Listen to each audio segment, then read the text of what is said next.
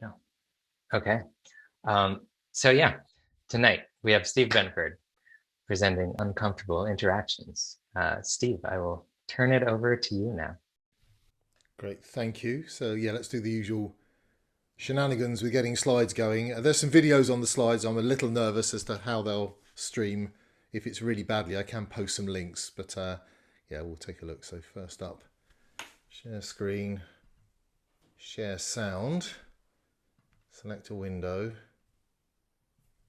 optimize for video clip. Is that good? Probably. Let's try it.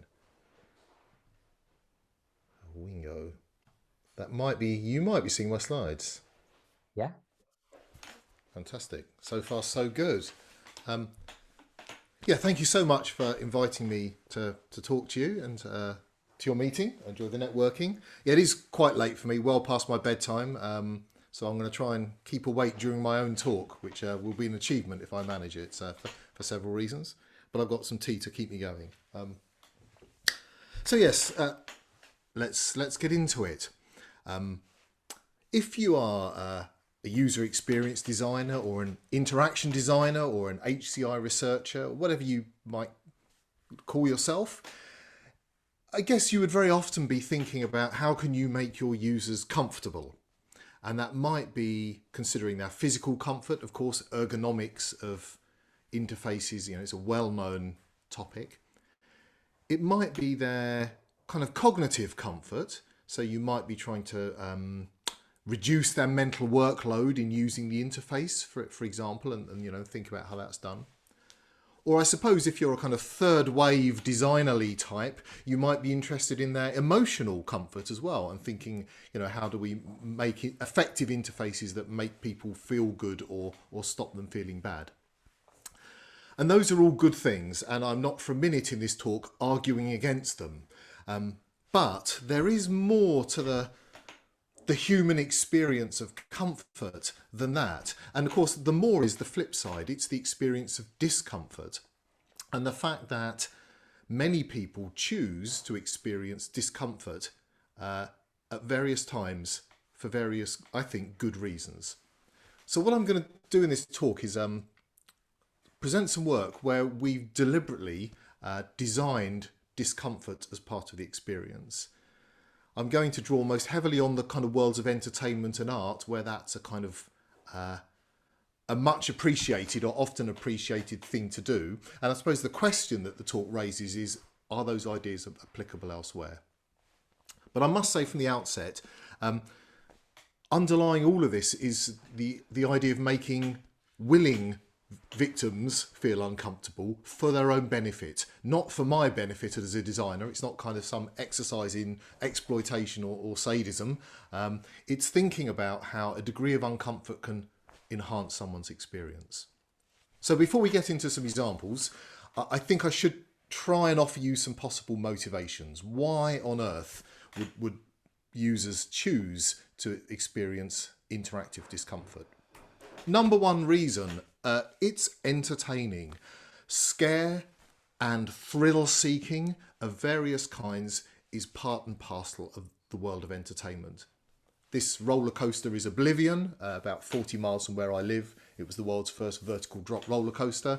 We'll come back to it later in the talk. We did some research on there for a bit. And it's uncomfortable. It's pretty terrifying on the way up.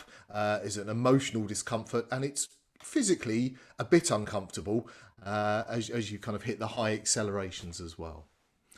And of course, watching a horror film would be a completely different example of an emotional discomfort that many people choose to put themselves through. Lots of reasons why.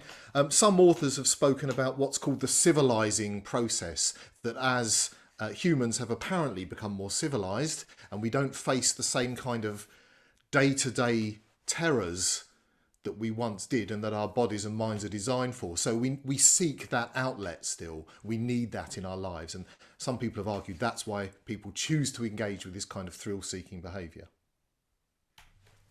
A second, perhaps more worthy reason is on the path to enlightenment. So there is a long history of personal practices, religious practices in particular, where people choose to put themselves through all sorts of discomfort, starvation, physical punishment, mental isolation, on the path to enlightenment, to try and see the world differently. The picture here is the architect Daniel Liebeskind's design for the Jewish Museum in Berlin. And it's a museum that deals with often uncomfortable material and subject matter. And the building is deliberately, the architect says, deliberately designed to be uncomfortable. The floors slope at angles that make it painful after a while to stand continually. The angles of the walls are extremely disorientating. So this is a subtle but deliberate use of discomfort to bring you to a different way of seeing or thinking, to provoke you into a different way of looking at the world. And then the third motivation is discomfort is often a bonding experience. Experiencing discomfort is a rite of passage that people often do together as a way of bonding. So these fire walkers here are putting themselves through some physical discomfort. But I think you'll find this behaviour in many of the things we do, the watching horror films together, the families going on roller coasters and so forth. So those are three broad motivations that I think might sit under everything else I'm going to talk about, and you kind of might want to keep them in mind. We're going to get into some projects, but for the researchers among you, I just talk a little bit about our methodology, our approach. So what I'm going to talk about here is research through design, and that essentially, for me, means that practice comes before generalizations and before theory. You make stuff, you have some reasons for doing it, but you make stuff, and when you've made enough stuff, you reflect on it, and then you start to see the bigger picture. What that means is, we didn't have a hypothesis here. We didn't say, oh, hypothesis one, would it be good to make people uncomfortable? Let's go do a bunch of projects and find out. We made a bunch of projects because we thought they would be good cultural experiences, and then we figured out what was going on. And also, when I say we made the projects, it was actually the artists that we work with made the projects. So we work with artists to help them realise their visions, and then we study the pants off of those, observing people, interviewing them, looking at their data, in order to figure out what on earth might have been happening. So that's the preamble. About time we looked at a project or two. So the first little group of projects I'll talk about is concerned with rides and games. We're going to start off at the amusement park. I'm going to talk about the work of an artist called Brendan Walker. Brendan describes himself as a thrill engineer. He started life as an aeronautical engineer, so he was trained in engineering, then joined the Royal College of Art in London, and since then he's made a series of works that have toured, and he's also served as a theme park roller coaster consultant, among other things too. Brendan's long-standing interest is in thrill, creating experiences that thrill people. We met him in 2008, and he approached us. He'd heard about our lab and the kind of work we do, and he approached us with a proposition, and he said, I've got a gig. It's at the Science Museum in London. I don't know if any of you have ever been there. In the car park, I've hired 3 huge amusement rides, and the public audience is going to ride them. And what I want is a telemetry kit. I want to capture video and audio and heart rate and galvanic skin response from those people, and I want to stream it to a big screen so that everyone can see close up what they're going through and how their bodies are responding. And then we're going to discuss it. We're going to get the audience, we're going to have some experts, some psychologists on hand and other people, and we're going to talk about what the data means. So I've got some really rough video. So a first test of how it plays. This is super grainy. We didn't do a very good job when we shot it, and it was quite a long time ago. You'll see people going on the ride, or one person. The image you see top right here is essentially what people saw on a big screen. A very impressionistic sense of what's going on. Video, face, audio, and some graphs overlaid that then the experts would have tried to explain. 148! I hope you're hearing something.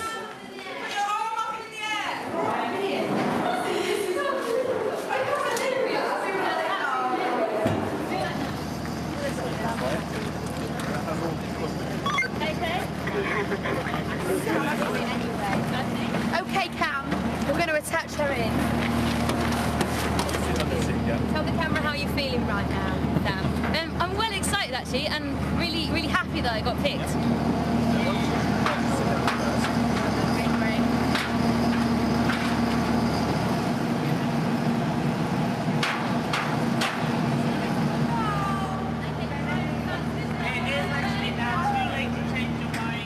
Okay, we're currently going up to... Oh, this is so cool. Oh my goodness.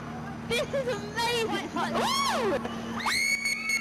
Yeah, she just screams. She screams and screams for the next minute. I hope the audio came through okay. Yeah, great. Okay, fantastic. There's kind of one really notable moment in that video that we'll come back to later on, where a voice just says it's too late to change your mind. And when we're talking about consent and withdrawal later on, that's one to kind of come back to. Anyway, that was the kind of first glimpse into the world of Thrill. The data, it was hard to know how much sense it made. In later works, we gave people their own data souvenirs that they could take away with them. But it was a great prompt to storytelling. People, when they saw the data, or even when you just kitted them up, they would just narrate for the audience their experience. And Brendan started doing this with family groups, where there were kind of really strong social bonds at play. So, for example, mothers would go into horror mazes wearing this kind of kit, while children would be outside watching the experience. And people would commentate in interesting ways. So this is just a piece of video, no other data, but this was from Oblivion, the ride I showed you in the first picture. We spent a summer doing a design project around this ride. And all it is a bit of video of someone on the ride. But even when I watch it now, it's a bit of a journey, really. I'm feeling really, really apprehensive. Like, I wish I wasn't doing this. I really wish I wasn't doing this. Okay. Nervous. Oh my god. I'm so scared. This doesn't feel real. I'm afraid to look at the camera. I don't want to look down. It's going to be alright. Don't look down. Ah!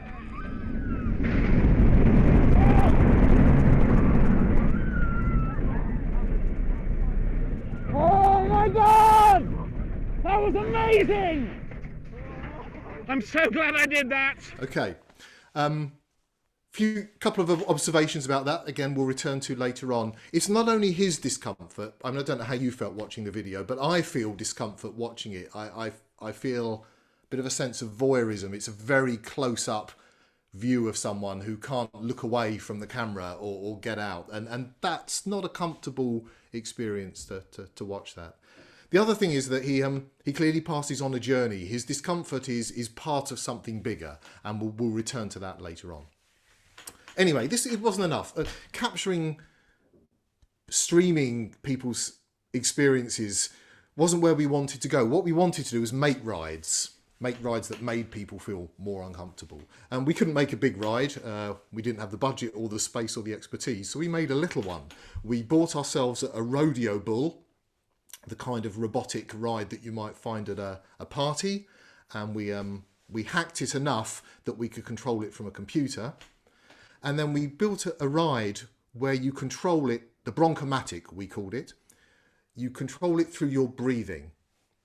So the way this experience works is, as you get on the ride, it gets progressively harder. It goes through 3 levels, whether you like it or not. And at the end, you fall off. I mean, you always fall off. I mean, how would it feel if you didn't fall off? It'd be terrible. You'd be on there forever. But your breathing makes it move more. So the more you breathe, the more it twists. But you also score points by breathing. So obviously the paradox here is you need to breathe a lot to win the game, but you need to not breathe at all, if that's possible, to stay on the ride. So here's the bronchomatic. It's a bit hard to see what's going on, but there's a kind of chest strap this person's wearing, and yeah, you'll get it.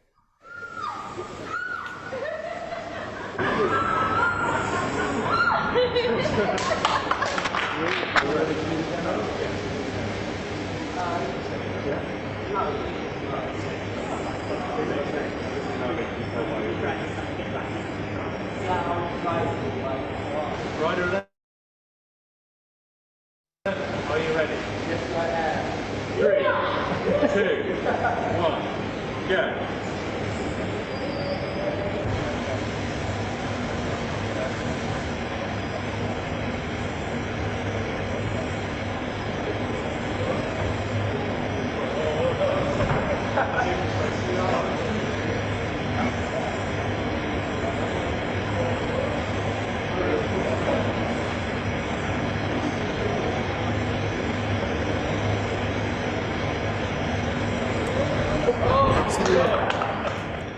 When we studied this, we looked at people's breathing data, how they breathe through the different levels. And of course, we interviewed them and we observed them. And people, as you might expect, had a number of strategies for this. Some people just clung on and forgot about breathing altogether and they hung on to it. Some people really tried to control their breathing. They said, oh, I've been trained in martial arts and I understand about how to, relax my breathing. But most people tended to do this thing where every time it went to the next level and it would count down, it'd say, we're going to level 2 in 3, 2, 1. When they hit that moment, they would breathe in and they would hold their breath. It would seem to be a very natural reaction. People went, I have to sit still to see what the next level is like and keep this beast under control. And then they would start to run out of breath. And what they would describe to us was this fantastic moment of self-realization that in a few seconds, I'm going to have to breathe. And when I do, it's going to kick off seriously like it hasn't before. And that was the sweet spot of that ride experience. Holding your breath on top of this machine, about to go, conscious of the fact that you were no longer in control of the machine or even your own body, that you could not control yourself. And that was for us where the thrill in this particular experience lied when it worked. Brendan upped the ante. He made a breath-controlled swing that, rather than wearing a chest strap, you wore a gas mask for. A gas mask is, I don't know how many of you worn a gas mask. It's a pretty uncomfortable experience for all sorts of reasons, sort of sensory deprivation, the smell of the rubber, the feel of it against your face. And here you were kind of riding a swing that was responding to your breathing. So the more you breathed, the more the swing swung. And he did some other things too that were really interesting in this. And this taught quite a lot. I think it went to the Victoria and Albert Museum in London, among other places. So it had quite a lot of public outings. And he based his design on Fragonard's painting The Swing, which doesn't have a gas mask in the original, I must say. So what's going on in this picture is a lady is riding a swing while her husband is pushing her, exerting control over her swinging, and her lover is in the bushes looking up her skirts every time she swings up in the air. And this was Brendan's design for an experience. So he basically had a breath-controlled swing, and he would set it up so that when you first went on it, you would control it with your breathing.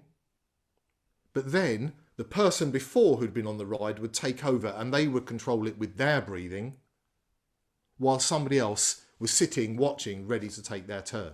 So you got to play all three roles of being the kind of voyeur, the rider, and the controller of somebody else's ride as part of this experience. Really interesting design. Again, we'll come back to some lessons from all of this later on. Okay, and then one final piece of work I want to talk about in this little thread, Brendan again. This, I suppose, was the culmination of this line of research. Brendan made a ride called VR Playground, and it was very successful. This toured the world. Went to Philadelphia to the Kimmel Institute, and it was at the Korean Winter Olympics and toured the UK. So thousands and thousands of people rode this. And basically, it's a lovely idea. You take a playground swing, you put people on it wearing a virtual reality headset. As they swing, the motion of the swing that you sense drives what they see in the VR headset. And what they see is a sort of a crazy world that they're flying through. And he designed 4 of these different worlds. So when you went on the swing, you got to choose one of 4 rides that you wanted to do. So I suppose the whole thing is transforming an everyday swing into a roller coaster ride. That's Brendan's point. So let's take a look at VR Playground. I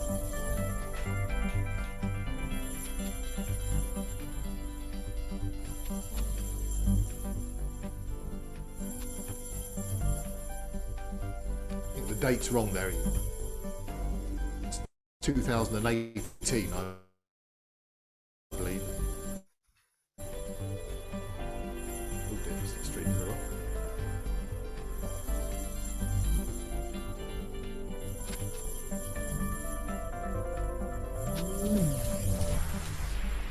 So the foot. They don't swing, and when it goes black, it's done. Woo! Ow! Oh wow.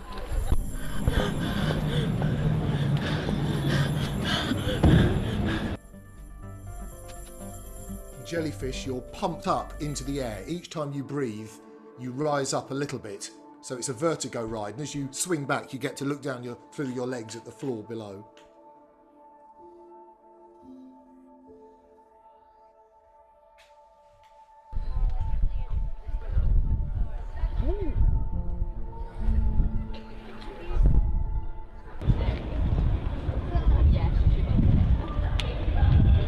Oh, I feel like a jellyfish.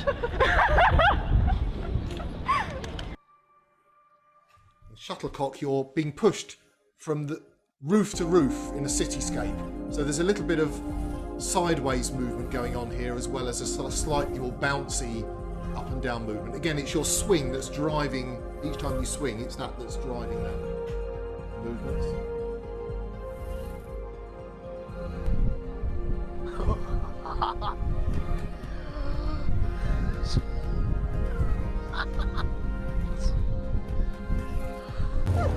Yeah, just pop it down.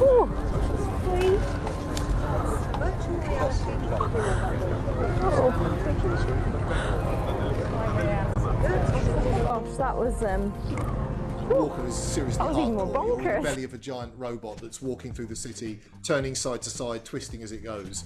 So now your forward and back motion is being completely going off axis in terms of the visual feedback you're getting.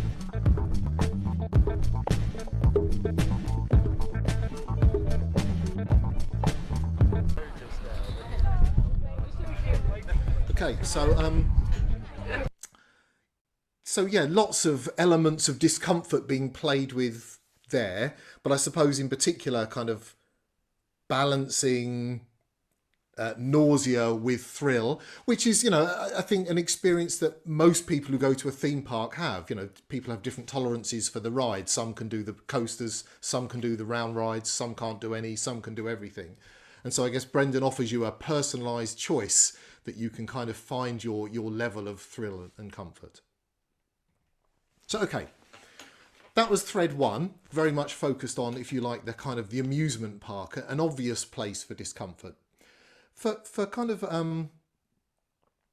the second thread I'd like to introduce before we then do the generalising bit, we're going to go to the world of performance and theatre, where discomfort is also at play, often in more subtle ways, not particularly in these two examples of work by the artists Stellark and work by Marina Abramovic, who are very famous artists, you know, that are using all sorts of things such as squeezing between other people's naked bodies or electro-stimulating someone. You know, these are all things that kind of avant-garde theatre brought to us. But yeah, you will find all sorts of tactics of discomfort used in theatre. So I'm going to introduce one more piece of work. It's by an artist group called Blast Theory, and we've worked with them since 1996, made a whole series of works. Their works often tackle what you would think of as being challenging themes. In this case, for example, Ulrika and Amen Compliant is a piece of work about terrorism, and it invites you to explore the stories of two IRA terrorists, one IRA terrorist and Ulrika Meinhof, who was part of the Bader-Meinhof gang in Germany in the 70s. And to kind of follow their life story, you do it by going on a tour of a city It's a kind of strange locative experience, listening to this voice call that's telling you about this person while you're going around the city. As the journey goes on, the game subtly changes how it talks to you. It asks you, speaks to you as if you were the person you've chosen. You are either Ulrike or Eamon.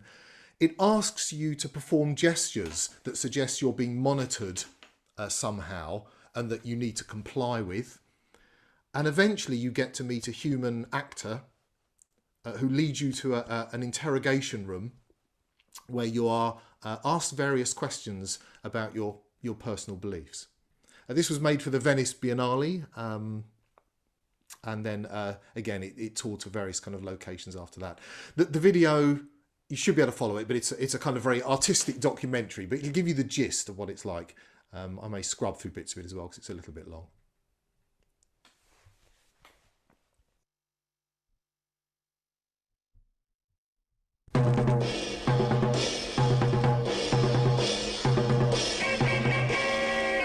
Hello, it's me.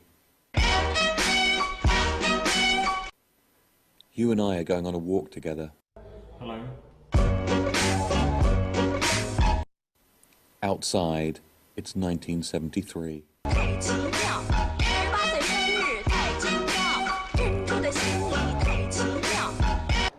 I'd like to be Eamon. Hello, Eamon. I'll stay on the line while you walk. Keep your eyes open. Act natural. There's always a first time for this kind of thing, and practice makes it easier. I'm going to count to 10. If you're still on the line when I get to 10, then I'll know where you stand. 1. The two killers ride into Warren Point on a motorbike. 2. They switch the engine off, allowing the bike to glide the last 20 meters so as not to raise the alarm. 3. Once inside, Iceman goes down the corridor into Toombs' office. 4. He takes up a firing position with arms outstretched. 5. His gun jams, giving Toombs enough time to reach for his own weapon. 6. Iceman leaps onto him and the two men struggle. 7. The second gunman comes running down the hall and shouts, "Stand back." 8. Iceman lets go and the second man fires several shots into Toombs. 9. Iceman clears his weapon. 10. He pumps several more rounds into Toombs as he lies dying.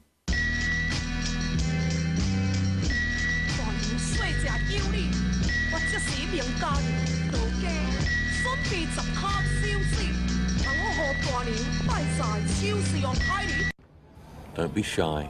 It's a question we all have to answer from time to time. And today, it's your turn. What can you do for the people around you?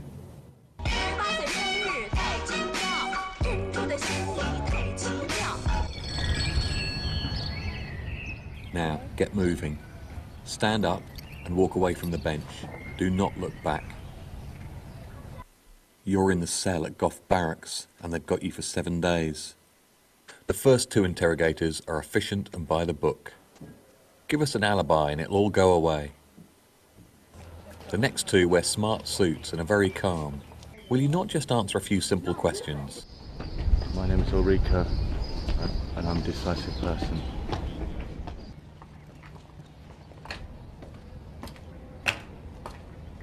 As you stand at the water's edge, you need to make a very important choice.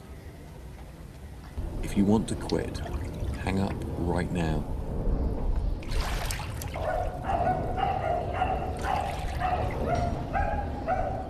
Eamon, you've made your choice. The next man says, "Not enjoying the verbal abuse, Eamon? What'd you give me if it were you interrogating me in some barn in South Armagh, eh?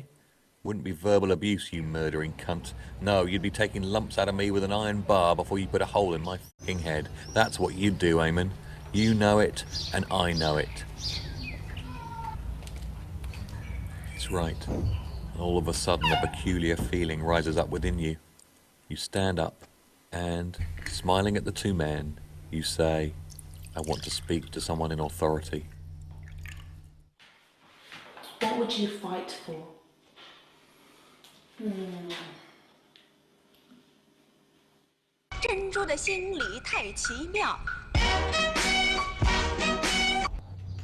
Okay, and there's so much, so much going on in that video. Just a kind of few of the things that are worth kind of noting.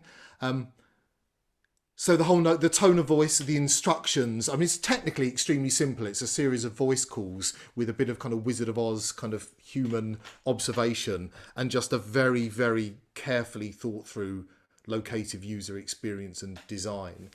But underneath it is this taking control of the user, more and more demanding compliance, speaking to them in a different way. There are these points, and this is a common technique in theatre and indeed in the kind of roller coaster we saw earlier on, of asking people if they want to get off or stop in a situation where it's very unlikely they will, or very difficult for them to back out. So it's a sort of consent thing, but it's also just inviting people to step over more lines and more boundaries. Then there's the confrontation with the human actor, how people feel at the end of something like that when you encounter a stranger face to face and things are going to happen. It's a major payoff moment. And then there's a little bit of voyeurism. So in the image we see from the video here, on the way out of your interview, you can linger by a one-way mirror and watch a little bit of the next person being interviewed as well. And again, it's that, a bit like in the roller coaster rides we saw earlier, that sense of a close-up view of someone that you might not normally have or even feel comfortable about getting. So, a lot of examples. We're involved in making and studying these and a whole bunch of other things too. And after a while, we figured out that discomfort of various forms was part and parcel of the palette of experience design here.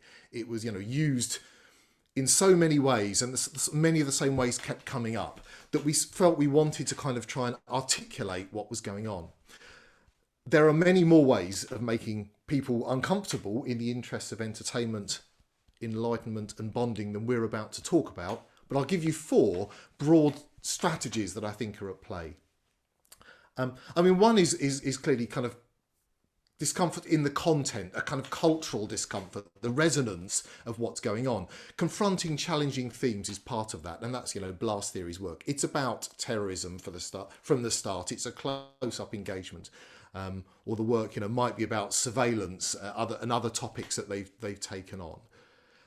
But there's also, the choice of devices is very carefully made. Brendan's gas masks, it's such a kind of culturally resonant device with meanings to different people that he's thought about. Second form of discomfort is visceral discomfort, the physical stuff. So encouraging strenuous physical activity is clearly one way of doing this. I guess we see that in the movement towards exergames in interactive kind of design territory. I guess it's part and parcel of sports activity that you probably suffer a degree of pain in order to get a degree of gain, something people understand. There have been various artworks in the past that have caused pain. Metal tables that you rested your hands on while things happened and that gradually heated up. Various other things have been done. And quite a bit of work on designing unpleasant wearables and tangibles, such as the Meat Book, which was an interactive interface where on the right, you can see that you dealt with bits of meat. So that's another strategy, is obviously make people physically uncomfortable. Both of those are important, but they're not the ones I want to dwell on because they're not really that much to do with computers. Whereas the next 2 I want to talk about are bang in the territory of user experience design for the interface. And the first is discomfort through control. So control is one of the fundamental things that interaction design is about. It's about it's about giving people appropriate control over computers. That's what we're trying to do. But actually, in a number of the works we looked at here, you're surrendering control to the machine. And it's that experience of giving up control that really creates the discomfort, but also part of the thrill. So the bucking bronco and the various swings. Surrendering control to other people is another tactic that's clearly at play, both in Ulrika and Eamon compliant, and also in Brendan's work with the crazy swing ride with the voyeur and the controller and all of that stuff. So surrendering control through the computer to others. And actually, it's pretty uncomfortable to take responsibility for someone else as well. So if you're put in a position of controlling someone's experience, if you're not sure what you're doing and what's going to happen to them, and if it's a public spectacle, then you, the controller, are in quite an uncomfortable situation. We realised that what was going on in some of these experiences were people were undergoing some very interesting journeys through control. And we came up with a simple taxonomy for describing this. So the first dimension of our taxonomy is, to what extent do you surrender control? And it's a little bit complicated because we mean surrender control to the machine, but also surrender control of your own body or your own thoughts, because in an effective loop, those two things are quite coupled. So when you're on the Bronco, you tend to give up control over your breathing and the ride at the same time. Another piece of work we made was we did some work with BCI, brain-computer interfaces for cinema, and there you struggle to control your own thoughts at the same time as you struggle to control the movie. You give up control of both of those things. So on the one hand, you've got voluntary control, where you're in control of the machine, you're in control of your own body, everything's just dandy and ticking along nicely. And then at the other end, you no longer have control of the machine or your body, the machine has control of you, you're in some other different space. And then the other thing we noticed was people's self-awareness of control. To what extent were they aware that that was happening? Were they highly aware they were trying to control things, or had they become unaware? They were immersed in some other sort of state and they'd even forgotten what they were meant to be doing. So for example, with the Bronco, when I described earlier that moment where people are sitting on top of it about to lose control, then this is basically the arc they follow. They kind of start off, some of them, broadly in control, at least a little bit, and it's voluntary. They're thinking, if I breathe, it'll do this. And then gradually they reach this point at which they losing control of their own breathing, and they reach this heightened awareness of the fact that's going to happen. And that's the kind of little pinnacle of the experience, after which it all kicks off and they head over right up to the top right, and they're no longer in control. They're unaware that there is any control. They're flying through the air and so on. Another strategy we saw, the strategy of holding on for dear life. Forget about breathing. You just put your arms and legs around the Bronco and you don't let go. That's quite good for scoring points. And that also follows a trajectory. You still end up out of control at the top right, flying off. But in this case, you just forget what you're trying to do. And actually, you remain in control of yourself for a bit longer. The fourth strategy I want to talk about is intimacy. And this is closely related to computers as well, because as we know, in the last 2 decades, computers and humans have become social machines together, and through social media and everything else, computers mediate our relationships with people. So again, there are various ways and various tactics we see in these works that use intimacy or not to generate discomfort.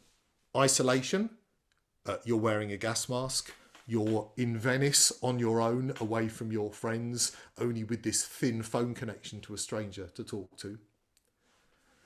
Intimacy with strangers, so controlling people you don't know, confrontations with actors, and surveillance and voyeurism, the feeling of watching someone else when you're not sure you should be.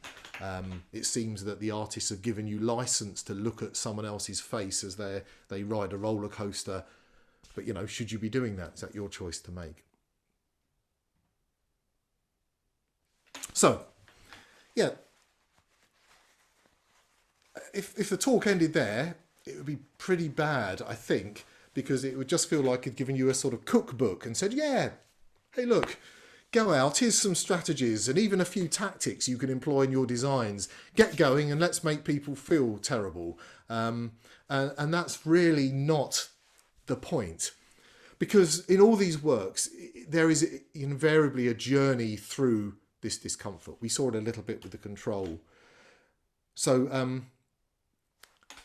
yeah, the diagram we'll put up here is a famous, old, but good, you know, kind of simple model of a theatrical performance in 5 acts. Not that all theatrical performances follow this, but it's a classic way of thinking about it. It's also pretty much exactly the shape of Oblivion, the roller coaster as well, that we've been talking about before. So there's an exposition, there's rising action as tension is built and suspense increases. There's a moment of climax in a theatrical play. There's falling action and there's a cathartic denouement. And roller coasters provide all of these. And, you know, Oblivion does it in almost exactly that shape as well. The ride is explained at the beginning as you cue, the rising action as you start to get underway, yeah, the first drop, and so on. And the denouement at the end, where, yeah, you emerge, you talk to other people, you buy your souvenir in the gift shop. And the important thing about this diagram is, even if you don't follow such a simple 5-act structure, you need to embed discomfort into wider trajectories of experience that also provide for denouement, falling action, have a clear exposition. It's not just about administering an electric shock to someone, it's about how that's embedded into the overall user journey. Oh yeah, and there it is. Oblivion writ large as the 5-act structure. Okay, and then a long discussion for us, I'm sure, is one about ethics, which you can kind of come up from 2 angles. You can ask questions like, how come you as researchers got this through your ethics committee? What did you do? And the answer is, we do get all these things to our ethics committee. But also as a designer, you know, how do you negotiate the ethics of doing this? To solve that, or try and make progress with that question, we gathered a few years ago, I think it was 15 or so different artists, filmmakers and TV folks, along with some ethicists working in the area of responsible research innovation. And we had 3 days in a studio together and we tried to thrash out those questions. We showed them these works, they asked us a lot of questions, and we teased around what's the ethical space like here? So, you know, it's really some of the headlines that I'll point you to the paper at the end. It's a journal paper in ACM BostonCHI. It's quite a long piece. But yes, there are issues, of course, around transgression. I mean, artists have a long history of transgressing. That's one of the things that you might argue they do for society. They go to the places where the mainstream is afraid to go. They raise issues in a way that often cause a degree of outrage and provoke people at the time. And there is a whole art world in place that manages that process, that, you know, to some extent allows those transgressions to happen or disapproves of them in an appropriate way. So most of what we're doing is within the context of professional artists making works within an art world. And, you know, there's a lot of discussion. Judging boundaries is key. So most of these works have the artists observing people either remotely or physically. And the artists are skilled with many years' experience at trying to judge people's boundaries and where they are in the experience, and knowing how far to push it or knowing whether to bring it to an end. Consent is a really interesting question. Of course, it's a, you know, bedrock of ethical processes that we do in all sorts of areas. Consent in these experiences is quite difficult sometimes because it's often used as a bit of a tactic. So what is the difference between someone genuinely wanting to not go on versus playing the game of saying, oh yes, you know, do you want to go on? Of course I do. So we discussed that. Withdrawal can be difficult. Of course, it can in a medical trial too. You can't stop taking the medicine necessarily once you've started. But on a roller coaster, you can't get off once it's in flight. We had one experience early on where with our telemetry system, one rider was asking for the ride to be stopped on behalf of the person sitting next to them. And, you know, we were in a complete quandary as to what to do about this, particularly as this was going out in public. But the ride operator, who was a professional, just pressed the button and the ride went on. And they said, you know, I'm really sorry, but you get a lot of that in theme parks and you can't stop the ride. And trying to get people off the ride for 10 minutes is not going to help anyone in this process. And, you know, that's a really hard case of negotiating withdrawal. The final thing we did discuss and suggested was, with this kind of work, it's important to foster ethical debate afterwards as well as on the way in. It's not that you don't do ethics on the way in, you certainly do, but it's not enough. You have to give the audience space to discuss, vent, be outraged or not, and discuss it. And that's a little bit different, I think, to, for example, the medicalised process of ethics, where I'm sure you can complain, but I don't think it's generally encouraged. It's not like, let's get everyone together in the room after this trial and let it out about what was going on. Whereas in the art world, that is a key part of the ethical process, that the audience then gets to have their say, and you then get to defend yourself. Okay, so I've already spoken for quite a long time. We've not gone into a huge amount of detail about what the tactics mean, but I hope you've got the gist. Yeah, if you want to read more, there's a short piece in Communications of the ACM that summarises it. There's a long book that I would definitely think would make a good Christmas present for everyone. And then there's a kind of couple of other papers. And the last one there is the kind of BostonCHI paper where we were trying to wrestle with some of the ethical dilemmas. So I'll zip it there and stop sharing. Perhaps just leave it up for a minute. And then happy to hand back to the chair. And questions or comments, or just feel free to vent in the spirit of ethics on the way out.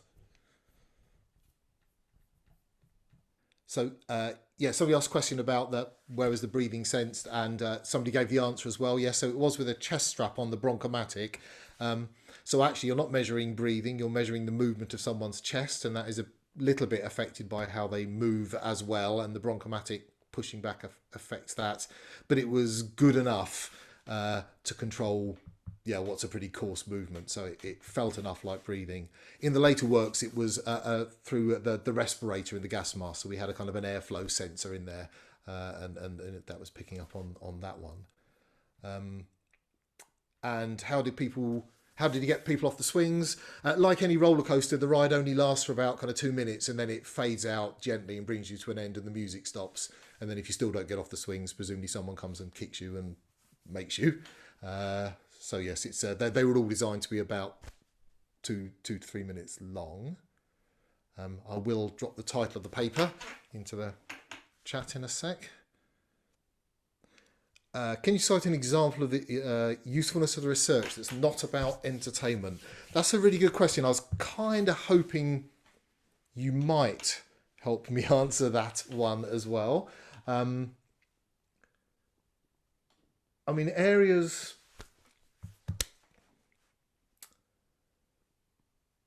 I think areas where it's interesting, that, you know, that I'm curious as to whether this will apply are...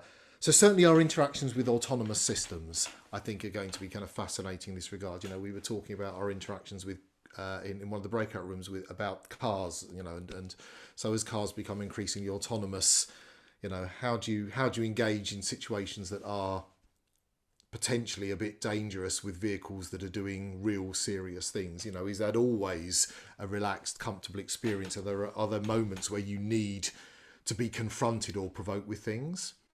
I guess systems that are trying to get you to make difficult choices, and I think this is potentially quite controversial, but obviously there's been a lot of discussion around persuasive technologies and, you know, behaviour change technologies, and they are in and of themselves quite controversial, but that's another area. I don't know if anyone else has any other suggestions. Feel free to shout out. I'm curious about more medicalised things, curious about pain management, for example. I think, you know, pain is quite a complex phenomenon.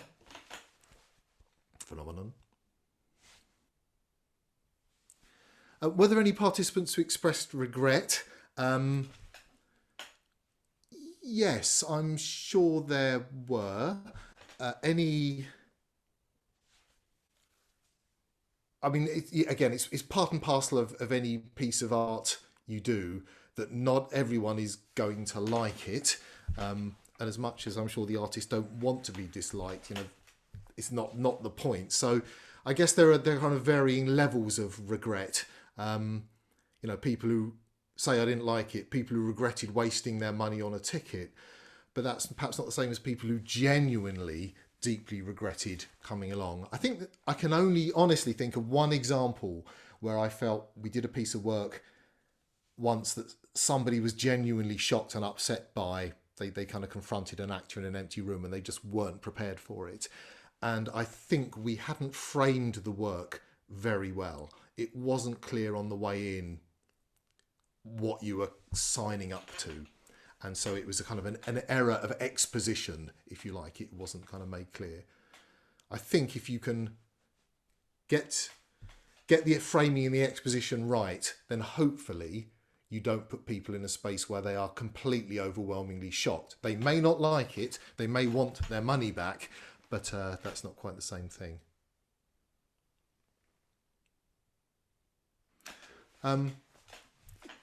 What are the objections that IRBs raise? Well, it's because we've had such a long dialogue with ours. I guess I'd have to think back because it's been a very evolving process with our own IRB about everyone trying to understand how to do this kind of work.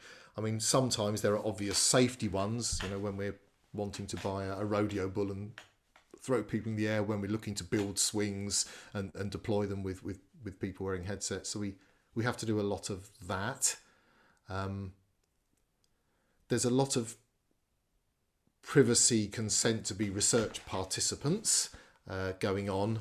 And that's quite challenging because often the artists aren't keen on that being done as part of the exposition of the experience because it's not a good framing to present something as a scientific study. So that's been a challenge for us. They've commented less, our computer science IRB, on the content, the instructions and those kind of things. It's interesting. Maybe they will more in the future.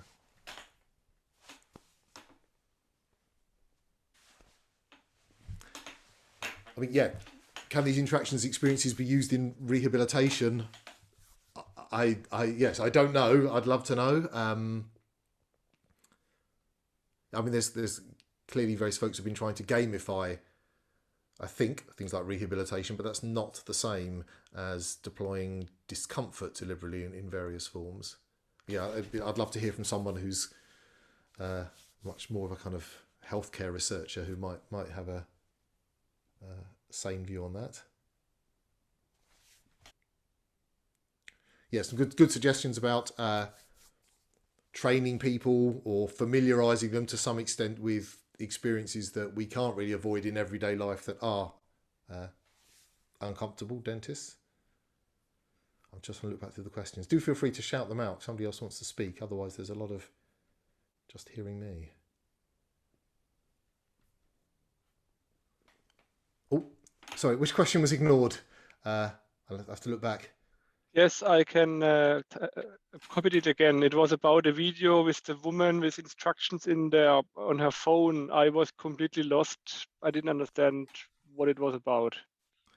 Yeah, it's a super arty video made more almost as an art piece in itself than as a straightforward documentation one. So sorry, I couldn't find a better video. What's it showing? It's mostly showing the experience she's having as she goes around the city. So all the things you see typed on the screen or when you hear the actor's voice are essentially things she's either hearing or saying in the location she's in. So you kind of get a sense of the instructions she's given. But yeah, they've interleaved it with a lot of musical stuff as well to liven it up. That wasn't a great explanation. But was the woman an actor or a participant who didn't know what is happening? Because it wasn't clear to me if she's part of the game or if she's just an external person. I understand. Sorry, yes, I didn't explain that at all well. So most of the time you're seeing ticket holders, audience members who bought a ticket, turn up, they're given a phone, they're sent out into the city, and they follow this journey around. So most of the time we were looking at the, if you like, the audience who become almost the protagonist. And at the end, they meet an actor, and then they're interviewed in the cell by an actor. So at the end, there's an actor turns up. Okay. Sorry, that wasn't, yeah. And in nearly all of Blast Theory's work, that's the way it is. You know, you are, well, they don't put you in character. They rarely do that. It's not clear who you are. You're kind of yourself, but you're also kind of in an extremely unusual situation, and being asked to react to that. Because she seemed so cool that it was almost impossible that she's a normal person. Okay, for me. right, sorry. Yeah, okay, so I need to answer the question again because I didn't answer it accurately. I don't think she's an actress, but I'm pretty sure she's going to be a close friend of the group who was willing to be filmed for a day doing it. So I don't think in that sense she was necessarily a bona fide ticket holder. That's true. Sorry, she's portraying a ticket holder. Yeah, sorry, I didn't understand your question.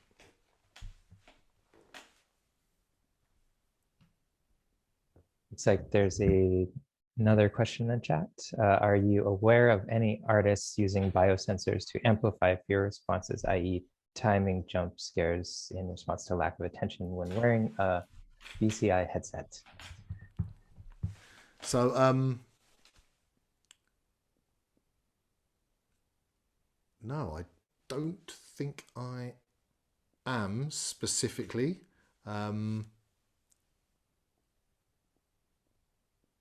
Yeah, and that's from and Jenny. Are you, or is this something you're interested in? Yeah, I can't think of someone who's specifically doing that. Hi. Yeah, I am particularly interested in that, or like changing the experience based off biosensors, similar to the rodeo example that you did, but particularly with like delaying or moving a response poor choice of words, to the individual's experiences, so that like I use the jump scare as a good example because that works on so many people that it might be like a more measurable effect, and because it also has you know, like you could measure a heart rate response to that, so you'd be able to quantify whether it worked or not. But I come from a gaming background, and I can see how that would be really beneficial in games, if you could change the game in more of a way of the person playing it. But yeah, I was just interested to see, because I think that artists often lead innovation in that way because they might have an extreme example, but just curious, really. So yeah, you're thinking of a scenario in which a game is adapting to the fear response and kind of amplifying it through adapting the game content, making it more or less basically scary. Like if I wasn't paying enough attention, the zombie then would jump out because it might be scarier, or is it scarier if I'm paying a lot of attention and then the zombie jumps out? So I'd be interested in that sort of dynamic. And another factor on top of that is using things like, there's what I can't remember what the artist's name is, but they were using Peltier sensors to create a cooling effect on the back of the neck, so that like in the creepiest parts of the interaction you would get a faux chill down the spine. And I think the combination of in and out with physical and like screen-based or VR interactions that do give you back to a tangible interaction is really interesting. And I wanted to connect with people who might be exploring that, but otherwise I might just have to do it myself. So I mean, I think there is a fair thread of research in using biosensors, breathing, heart rate to control games, getting people to have to relax or otherwise. I'm sure there will have been people looking at fear response, and it's just my ignorance that I can't conjure one up. So if anyone else knows, please kind of shout it out, and probably worth looking at some of the kind of more game-oriented conferences to see what's going on. Yeah, and again, sort of stimulation of, external stimulation of the body also happens kind of a fair bit. There are kind of various superimposed VR experiences that use fires to make you feel a bit warm, like gusts. It's kind of good stuff to be doing. Can I ask a question? Please. Okay. Wait a second. I share my screen. Do you see my screen? Yep. So this is for my PhD presentation. I was in economics, human factors, and one thing my supervisor wanted me to say is the comfort discomfort, which is an important topic in economics. And I was told, like in the past, comfort and discomfort was considered like a one-dimensional spectrum. I can only have comfort or discomfort, not at the same time. It's one-dimensional. But then some scientists developed a new theory. They said that comfort and discomfort could be rectangular. How do you say? Like they could be independent of each other. And the German words is like, one is like enjoying, the other thing is suffering. You can have both at the same time. Okay. An example was, for example, high heels. So apparently the customers like them, but also they suffer. Or a sports car like a Porsche, it's difficult to enter and leave, but it's also desirable. You want the Porsche. Is this something related to your work, or is it a completely different topic? I think it's very, very interesting and very, very relevant. I mean, questions about how can you both suffer and enjoy at the same time? Is it because essentially there are different dimensions of experience, that you're managing simultaneously? So, it's possible to be, physically in some discomfort while mentally, still in some other space that's reflecting on that a bit differently. So we can separate different modalities, or we can separate out. Yeah, I'm sure we can. So that's one way of seeing it, I guess. And I would say all outdoor people, people who enjoy like climbing or being in the wild and living in a tent. This is more similar. It's very opposite of comfortable, but apparently it's enjoyable. So, but I don't know if this is what you talk about, or is this like again a different topic? Well, I didn't talk about it in my talk, but I certainly think I should have, and should bring it in. I guess I broke the picture down more temporally than that. So, I guess in the talk I was saying, discomfort is something you pass through, and then there's catharsis and reflection and so on, which I'd still maintain is often the case. But I also think it is, I think it's a really interesting design space. It's fantastic to talk about, enjoyment while suffering, and to not treat those as being simply linear. I think that's really useful. I would definitely introduce that into future discussions. All right, Elizabeth had a question, which was, have you graphed any movies to show how the discomfort ebbs and flows? She says there's quite a lot of comedy that's based on discomfort. Yeah, absolutely. Comedy is hugely about discomfort and the reaction of laughing to the kind of social and or cultural discomfort you're experiencing. And there has been another big thread of work called, well, at least by some people, I think neurocinematics, which is trying to chart people's possible emotional reactions to films through various biosensors. And various people have made a spectacle of that. In fact, Brendan did a little bit of kind of wiring up people watching premieres of horror movies and capturing the data and feeding it back. So sometimes it's been done for the spectacle. But I think neurocinematics is at least one kind of self-declared field in which people are doing this. And Alan has a question of, do you have any thoughts on the relationship of this to designs that use unpleasant experiences as a way of warning or behavior correction? He says he's thinking here things like blaring alarms for warnings, or making it deliberately difficult to access a particular control that should only be used in extreme cases?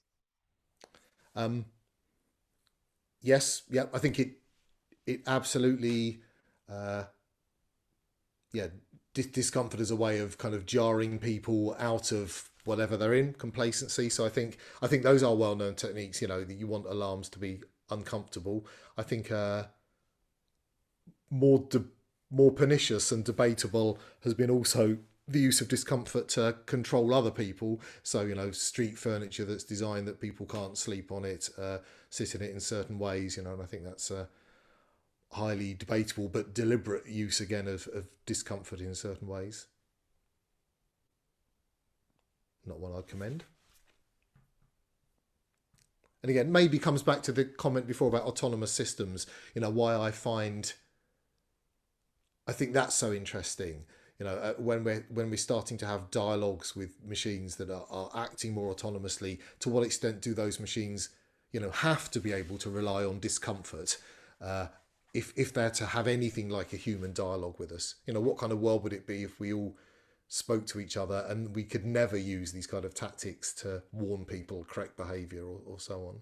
So I wonder, you know, whether machines will have to venture into that space. Kent's got one. He says, as you mentioned, these experiments are about giving up control or agency, something which we all do when we interact with a product, system, website, etc. At what point does going along for the ride become too much and cross a line for participants?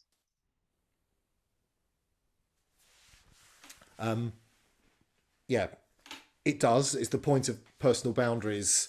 And again, the point on the ethical slide is that, you know, in most of the works we're talking about, it's experienced human artists who are judging that line, you know, and that's part of their profession is, you know, to know their audiences.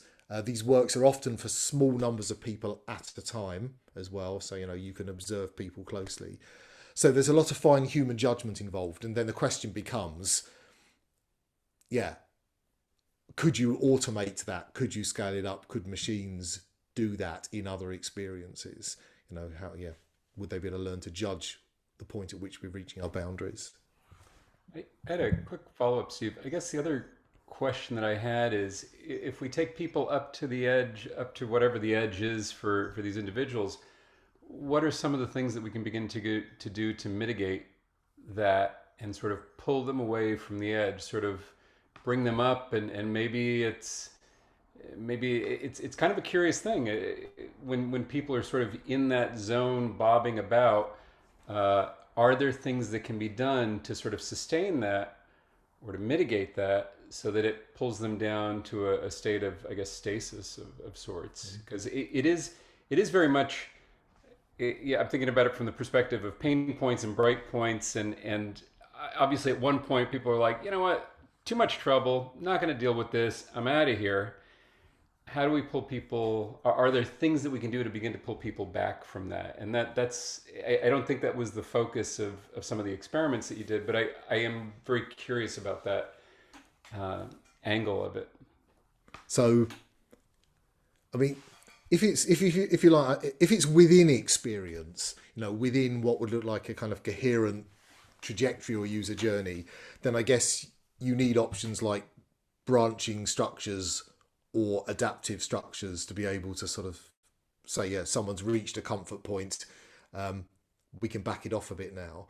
The other thing that tends to go on, certainly with, you know, rides, is they're very often deployed within a wider ecology where there are lots of rides offering different levels of thrill. And I guess I don't know, I'm imagining it's quite rare that people walk into a theme park and the very first thing they ever do is go on the biggest ride that there is. Maybe they do, but I'm imagining that, you know, you have a lot of choice and an ability to understand your own tolerances by gradually building up, as Brendan did with his 4 different rides on the swing, I guess. So I guess the tactic is, please, after you. Elijah has a raised hand.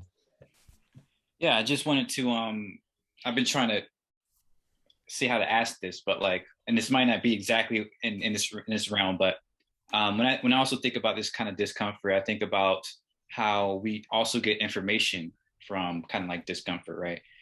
Specifically in terms of like danger or bad things or whatever, you know, poisonous foods and things like that. So I'm thinking like in terms of this information age and designing experiences online or even through augmented reality, how can we use that, or should we use that to kind of make bad information, or, you know, things that aren't, you know, verified seem kind of toxic and you know, discomfort in that manner, in that either through an augmented reality headset or even just going online and then you see something just like, oh wow, I need to stay away from that. Like how can we or should we, you know, kind of do that sort of thing?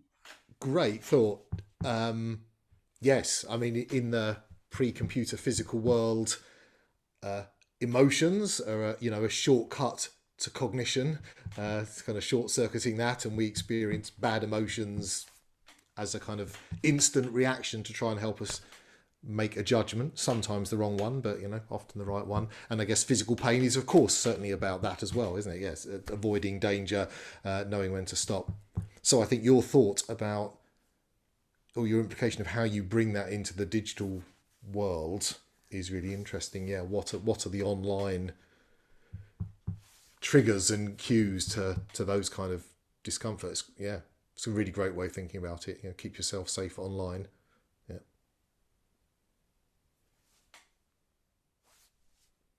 And hopefully I can build like a kind of immune system to bad information too. Yeah, it's a you know, a really interesting design space. That's a great thought. Thank you. All right. Well, I think we could probably wrap it up here. Thank you, Steve, so much for this excellent, fascinating talk. Yeah, we really appreciate it and enjoyed it. And thanks for crossing the ocean to be here tonight. And thanks everybody for joining and for all the great questions. And definitely join us next time, November 9th. That's our next event. Hope to see you all there. But thank you all very much. And yeah, I pasted the title of the paper that somebody wanted in the chat somewhere. And yeah, it was really lovely to meet you all. So yeah, thank you. All right. Good night.